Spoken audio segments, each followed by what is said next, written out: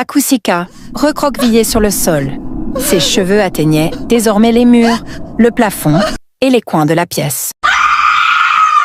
Dans un paisible village africain où le vent murmurait des secrets ancestraux, vivait une belle jeune femme nommée Akusika. Depuis sa naissance, son cuir chevelu était aussi lisse que de la pierre polie. Pas un seul cheveu n'y avait jamais poussé. Ses parents avaient essayé toutes sortes de remèdes et d'herbes, mais rien ne fonctionnait. Dans un village où la beauté d'une femme se mesurait à sa chevelure, Akusika devint un sujet de moquerie et de cruelles railleries. Les enfants couraient derrière elle, la narguant et l'insultant. « Hé, Madame Tête de Cobra, où crois-tu aller ?» Les femmes du village chuchotaient dans son dos. Les hommes l'évitaient, ricanant lorsqu'elle passait. Une femme sans cheveux. Qui voudrait épouser une telle chose, ricanait-il. Obeng, son ami d'enfance, était le seul à rester à ses côtés. Quand on la ridiculisait, il la défendait. Quand elle pleurait, il lui rappelait que la beauté allait au-delà des cheveux. Mais les paroles d'Obeng ne suffisaient jamais à Akusika. Elle rêvait de ressembler aux autres femmes du village, avoir de longs cheveux soyeux, épouser un mari noble et vivre une vie où elle ne serait pas traitée en paria.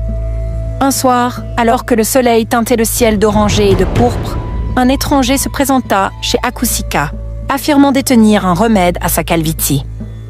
Il s'appelait Nana Osei, un riche marchand connu dans tout le village.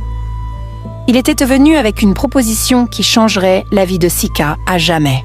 « J'ai entendu parler de ton malheur, Sika, déclara-t-il, et je veux te libérer de ta honte. » Sika cligna des yeux, perplexe.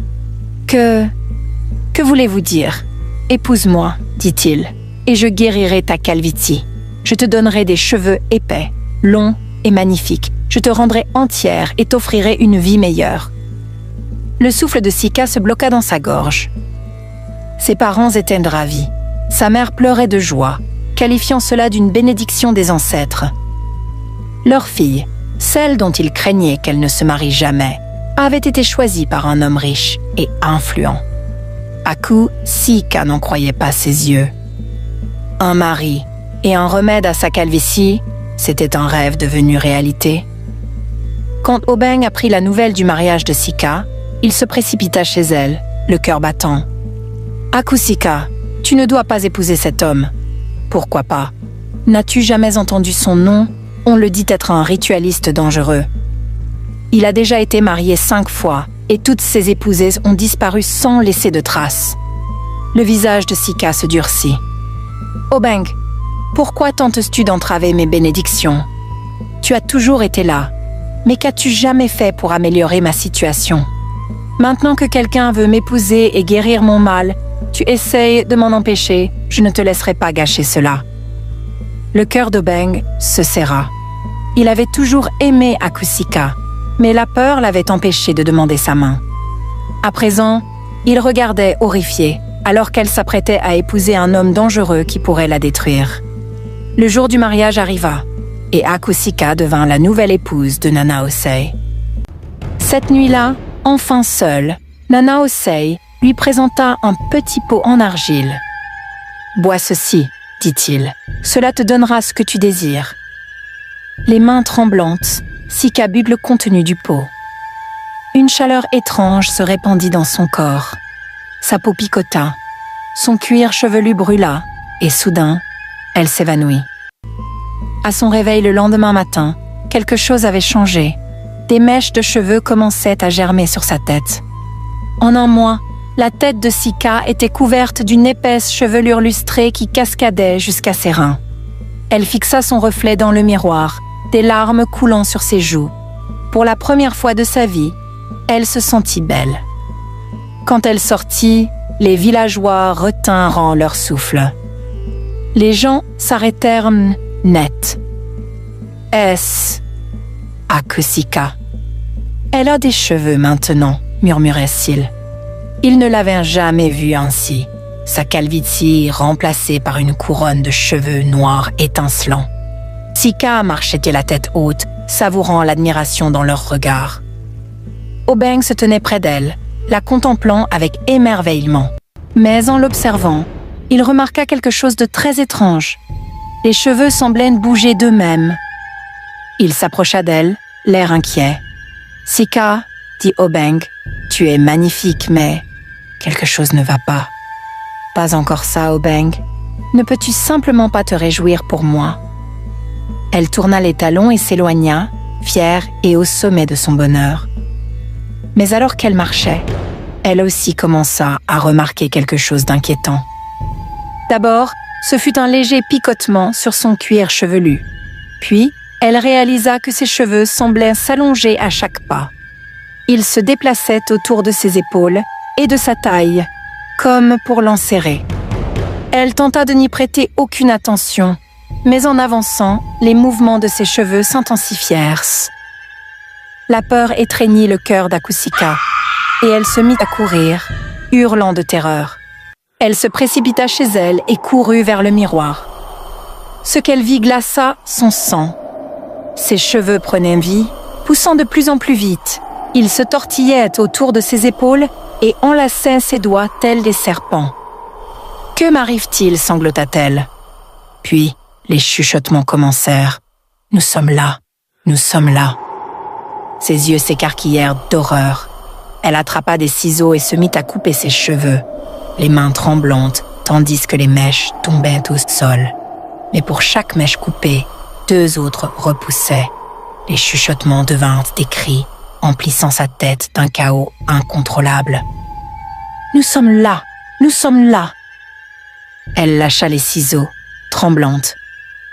Quand Nana Osei revint, il trouva Akusika recroquevillée au sol, ses cheveux atteignant désormais les murs, le plafond, les coins de la pièce. « Qu'avez-vous fait de moi ?» sanglota-t-elle. Nana Osei éclata d'un rire mauvais et triomphant. « Ce que je t'ai donné n'était pas des cheveux, Sika. Je t'ai offert des esprits maléfiques. Tu as été possédée par des démons assoiffés de ton désir pour une chevelure. Et grâce à toi, je resterai l'homme le plus riche de ce village. » Akusika ne comprenait pas les paroles de Nana Osei. Tout ce qu'elle savait, c'est qu'elle était en grave danger. Elle tenta de fuir, mais il agrippa son poignet et la traîna de force dans la pièce. Il verrouilla la porte derrière lui, laissant Sika seule avec ses effrayants cheveux. Le lendemain matin, Sika était blottie dans un coin, sa terreur grandissant alors que les serpents dans ses cheveux chuchotaient une chose terrifiante. « Nous avons faim. Nourris-nous. » À cet instant, la porte grinça et Nana Osei entra. 2 villageois étaient entraînés derrière lui, les mains liées, le visage blême de terreur.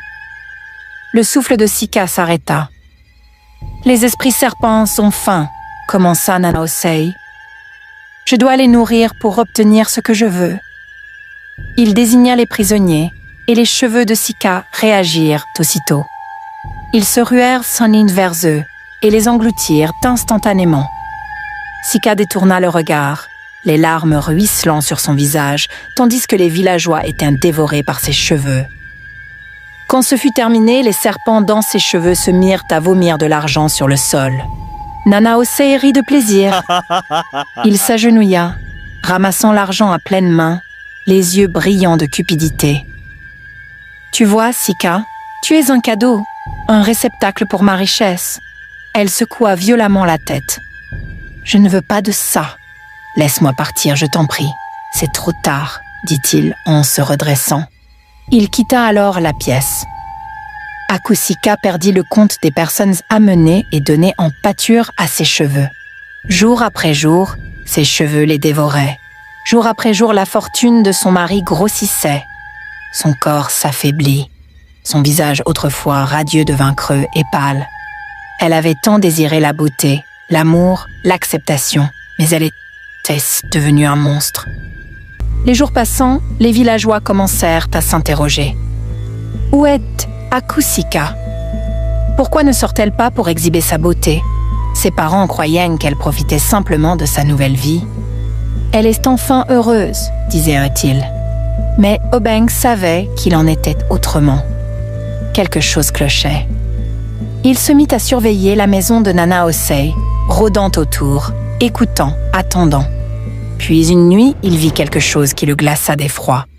Un groupe de villageois ligotés, traînait dans la maison sous le couvert de l'obscurité. Son sang se glaqua. Quelque chose de sinistre se tramait et il devait agir vite. Un soir, alors que Nana Osei était absent, Obeng s'infiltra dans la maison. Il se déplaça en silence, le cœur battant. La maison était étrangement calme. Quand il entra dans la pièce faiblement éclairée, il se figea. Sika était assise dans un coin, son corps squelettique, son visage d'une pâleur spectrale. Mais c'étaient ses cheveux qui lui glacèrent le sang. Il bougeait, les mèches se tordaient et s'enroulaient comme des serpents vivants, rampant autour d'elle. Le souffle d'Obeng s'arrêta. Sika leva ses yeux épuisés et l'aperçut. « Obeng, aide-moi, s'il te plaît. Sauve-moi, murmura-t-elle. Il fit un pas en avant, mais les cheveux lui foncèrent dessus. Il trébucha en arrière, tandis que les mèches claquaient vers lui tels des crocs, frôlant son visage. La terreur le saisit. Il tourna les talons et courut pour sauver sa vie. Obeng fit irruption chez les parents de Sika, haletant. « Akusika est en danger » cria-t-il. Ses parents eurent un hoquet d'horreur. Les anciens du village furent rassemblés immédiatement. D'abord sceptiques, le poids des mots d'Obeng et l'absence de Sika les convainquirent d'enquêter. Les anciens, armés de talismans et d'herbes sacrées, prirent d'assaut la demeure de Nana Osei. Ce qu'ils découvrirent les horrifia. Sika était à peine vivante, ses cheveux une masse tordue de ténèbres. Le sol était taché de sang et l'air empestait la mort. Les anciens versèrent de l'eau sacrée sur la tête de Sika. Ils accomplirent des rituels pour rompre le lien entre elle et les esprits serpents. Lentement, les cheveux commencèrent à se flétrir et à tomber, les chuchotements s'évanouissant dans le silence. Lorsque Nana Osei revint chez lui, les villageois se saisirent près de lui. Aucun procès ne fut nécessaire. Son sort était scellé. Là, devant tous, il fut condamné à mort pour ses crimes contre Sika et toutes les vies qu'il avait volées. Alors qu'on emportait Sika chez elle, les villageois, honteux de leur comportement passé, l'entourèrent de soutien et d'excuses. Pendant sa convalescence, Obeng ne quitta jamais son côté. Il prit soin d'elle, la protégea et la réconforta par des paroles douces quand elle se réveillait en hurlant. Un jour, alors qu'elle était assise dehors, sentant le vent caresser son cuir chevelu dénudé, elle le regarda et réalisa « J'avais tout ce dont j'avais besoin depuis le début, mais je ne l'avais pas vu. Je suis tellement désolée, Obeng. » « Tu n'as pas à t'excuser, Sika. L'important est que tu sois en sécurité, » répondit-il en souriant. Sika prit sa main.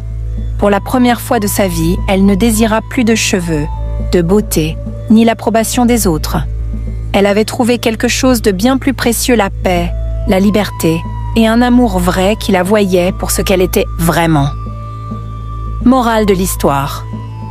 La vraie valeur ne réside ni dans la beauté ni dans l'approbation d'autrui, mais dans l'acceptation de soi et l'amour de ceux qui nous voient tels que nous sommes.